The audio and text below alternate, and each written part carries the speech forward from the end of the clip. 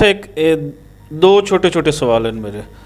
सब तो पहले तो जो ਉੱਥੋਂ ਦੀ ਸਰਕਾਰ ਨੇ ਹਮੇਸ਼ਾ ਹੁੰਦੀ ਹੈ ਕਿ ਕਿਸੇ ਵੀ ਖਿੱਤੇ ਦੀ ਸਟੈਬਲਿਸ਼ਮੈਂਟ ਦੇ ਨਾਲ ਉੱਥੋਂ ਦੇ ਪ੍ਰੋਮੀਨੈਂਟ ਲੋਕ ਉਹ ਵੀ ਜੁੜੇ ਹੁੰਦੇ ਨੇ ਔਰ ਉਹਨਾਂ ਨੂੰ ਇਸਤੇਮਾਲ ਕਰਦੇ ਹਨ ਜਦੋਂ ਉਹਨਾਂ ਨੂੰ ਲੋੜ ਪੈਂਦੀ ਹੈ। ਹੁਣ ਅਗਰ ਅਸੀਂ ਇੰਡੀਆ ਦੇ ਵੀ ਦੇਖਦੇ ਹਾਂ ਤਾਂ ਉਹਦੇ ਵਿੱਚ ਜਿਹੜੀ ਅਦਾਕਾਰਾ ਕੰਗਨਾ ਨੇ ਇਹ ਕਿਸਾਨਾਂ ਦੇ ਖਿਲਾਫ ਇਹਨਾਂ ਨੂੰ ਖਾਲਿਸਤਾਨੀ ਕਿਹਾ, ਇਹਨਾਂ ਨੂੰ ਦਹਿਸ਼ਤਗਰਦ ਕਿਹਾ, ਸਾਰਾ ਕੁਝ ਕਿਹਾ। ਕੀ ਕਹਿਣਾ ਚਾਹੁੰਦੇ ਹੋ ਕੰਗਨਾ ਰਣਾਵਤ ਨੂੰ ਇੱਥੇ ਪਾਕਿਸਤਾਨ ਦੇ ਵਿੱਚ ਬੈਠ ਕੇ ਕਿ ਪਾਕਿਸਤਾਨ ਉਹਨਾਂ ਨੇ ਕਿਹਾ ਕਿ ਪਾਕਿਸਤਾਨ ਸਪੋਰਟ ਕਰ ਰਹੀ ਹੈ, ਇਹ ਖਾਲਿਸਤਾਨੀ ਮੂਵਮੈਂਟ ਹੈ, ਦਹਿਸ਼ਤਗਰਦ ਹੈ। ਕੀ ਐਜ਼ ਏ ਸਿੱਖ ਹੋਣ ਦੇ ਨਾਤੇ ਕੀ ਮੈਸੇਜ ਦੇਣਾ ਚਾਹੁੰਦੇ ਹੋ?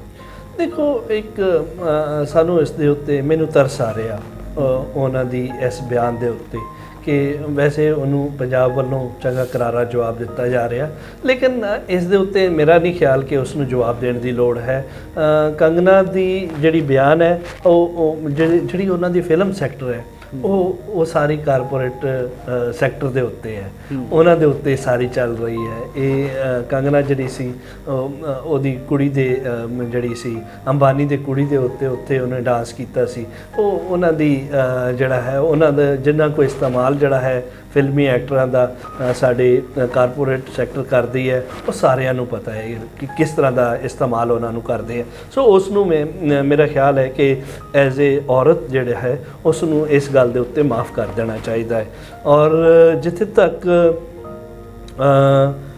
ਉਸ ਨੂੰ ਬਦਨਾਮੀ ਦੇਣ ਵਾਸਤੇ ਦਹਿਸ਼ਤਗਰਦ ਕਦੀ ਪਾਕਿਸਤਾਨ ਵੱਲੋਂ ਲੰਗਰ ਲਾਇਆ ਗਿਆ ਹੈ, ਕਦੇ ਖਾਲਿਸਤਾਨੀ ਨਾਂ ਦਿੱਤਾ ਗਿਆ ਹੈ, ਕਦੀ ਉਹਨਾਂ ਨੇ ਸੂਬਾਈਅਤ ਦੇ ਉੱਤੇ ਉਹਨੂੰ ਤਕਸੀਮ ਕਰਨ ਕੀਤੀ, ਲਸਾਨੀਅਤ ਦੇ ਉੱਤੇ ਉਹਨੂੰ ਤਕਸੀਮ ਕੀਤੀ।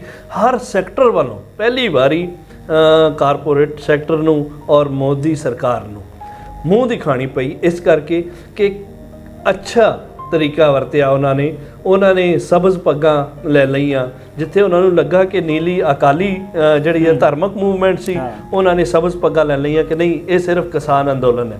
ਔਰ ਕਿਸਾਨ ਅੰਦੋਲਨ ਨੇ ਪਹਿਲੀ ਵਾਰੀ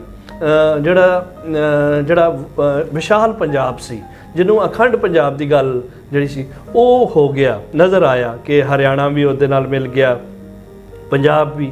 ਔਰ ਉਹ ਜ਼ਿਲ੍ਹੇ ਜਿਹੜੇ ਕਿ ਉੱਤਰ ਪ੍ਰਦੇਸ਼ ਦੇ ਸਨ ਜਾਂ ਰਾਜਸਥਾਨ ਦੇ ਵਿੱਚ ਸਨ ਜਿਹੜੇ ਪੰਜਾਬ ਦੇ ਸਨ ਉਹ ਵੀ ਉਹਨਾਂ ਨਾਲ ਆਏ ਔਰ ਉਹਨਾਂ ਨੇ ਪੰਜਾਬੀ ਮੁੱਦੇ ਦੀ ਗੱਲ ਕੀਤੀ, ਪੰਜਾਬੀ ਜ਼ੁਬਾਨ ਦੀ ਗੱਲ ਕੀਤੀ। ਪਹਿਲੀ ਵਾਰੀ ਏਕਤਾ ਨਜ਼ਰ ਆਈ ਹੈ ਔਰ ਉਹਨਾਂ ਨੇ ਪਾਣੀਆਂ ਦੀ ਗੱਲ ਵੀ ਉੱਥੇ ਹੀ ਕਰ ਲਈ ਹੈ ਕਿ ਯਾਰ ਪਾਣੀਆਂ ਨੂੰ ਕਿਸ ਪ੍ਰਕਾਰ ਹੋਣਾ ਚਾਹੀਦਾ ਹੈ।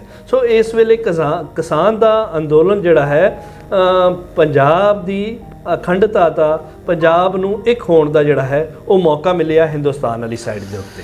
ਅੱਛਾ ਇੱਕ ਜਿੱਥੇ ਸਾਨੂੰ ਇਹ ਐਸਾ ਕੁਝ ਨਜ਼ਰ ਆਇਆ ਉੱਥੇ ਦੂਸਰੇ ਐਂਡ ਤੋਂ ਬੜਾ ਪੋਜ਼ੀਟਿਵ ਜਿਹੜਾ ਅਸੀਂ ਡਿਸਕਸ ਕਰ ਰਹੇ ਹਾਂ ਕਿਉਂਕਿ ਵੱਡਾ ਚੇਂਜ ਜਿਹੜਾ ਸਾਨੂੰ ਉਹ ਨਜ਼ਰ ਆ ਰਹੀ ਹੈ ਔਰ ਉਸ ਚੇਂਜ ਦਾ ਜਿਹੜਾ ਹਿੱਸਾ ਹੈ ਉੱਥੋਂ ਦੇ ਅਦਾਕਾਰ ਉੱਥੋਂ ਦੇ ਜਿਹੜੇ ਗੁਲੂਕਾਰ ਹਨ ਜਿਨमें कंवर ग्रेवाल है, दिलजीत है, हरफ चीमा है, इस तरीके के लोग जोड़े हैं होर दर्जना बब्बू मान हैं, इस तरीके के लोग दर्जना गीत दिते हैं। हुण अगे इस देखते हैं तो पंजाब होवे या कोई भी होवे जिथे लोगों की हिस्टरी असीं वेखांगे तो वो जो गीतां राही अगे आई है। हुण साडे कोल इत्थे भगत के नाम दीयां वारां, राय अहमद खां खरल के नाम दीयां वारां, साडे कोल ओह हिस्टरी का उही चैप्टर है जिहदे ते सानूं पता है कि यह एक सच पंजाबियां दा है, कुरीयत पसंदी दा।